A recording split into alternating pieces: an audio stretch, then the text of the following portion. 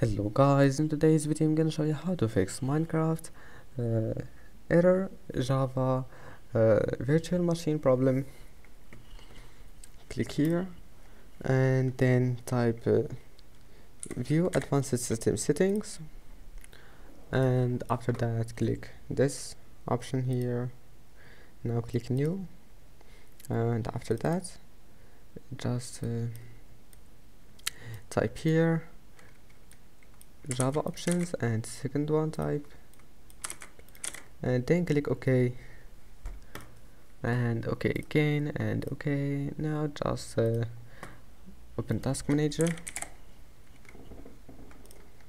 and after that just close all the applications that you don't need here like Google Chrome, and that's it. Applications that takes your memory, and I hope that can help you. Don't forget to like and don't forget to subscribe, and see you in the next video.